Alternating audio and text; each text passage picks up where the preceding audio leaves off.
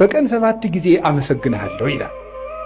ጠዋት 12 ሰዓት እንደተማራችሁት ካሁን በፊት ብርሃን ሌሊቱን አሳልፈህ ብርሃን የሰጠኸኝ ጌታ ብለን በብርሃን የፈጠርከኝ ጌታ ብለን ለእኔ ስትል ማለዳ ከሐና ከቀያፋ ፊት በ12 ሰዓት ተከሰስክልኝ ብለን 3 ሰዓት እንጸልያለን።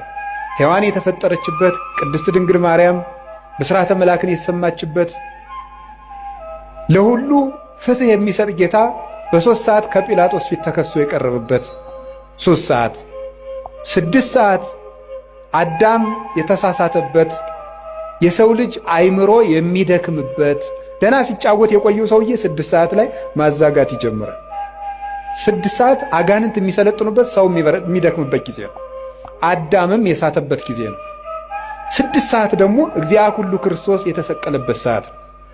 በዚያ ሰዓት አንዲት አቡነ ዘበሰማያት እንኳን መድከም 9 ሰዓት ጸሎት የሚያርግበት መስዋዕት የሚያርግበት ጌታ ነፍሱን ከስጋው የለየበት ለኔም ጥሩ አሟሟት ስጠኝ ለማለት ለኛ ሲል መራራ ሐሞት የጠጣበት ጎኑን ተወግቶ ማየገቦ ያፈሰሰበት 11 ሰዓት የተቀበረበት ነፍሳትን ከሲኦል ያወጣበት ሰዓት እግዚአብሔር አዳምን ፍለጋ የመጣበት እግዚአብሔር በ11 ሰዓት ነው አዳም ወዴት ነህ እያለ የበለስ ቅጠል ያገለደውን መሆን አዳም ፍለጋ በገነት ዛፍ መሃል የመጣው 11 ሰዓት የቀን ፍጻሜ ነው።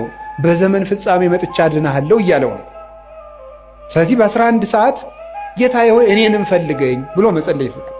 እኔም ጫካ ውስጥ ነኝ ፈልገኝ ብልም ማታ ምሽት ሰዓት የመጣውን ግርማ ሌሊት በሰላም አሳድረኝ ለእኔ ስትል በምሽት 3 ሰዓት እንደ ወንበዴ ታሰርክልኝ ብሎ ማታ መጸለይ ይገባል።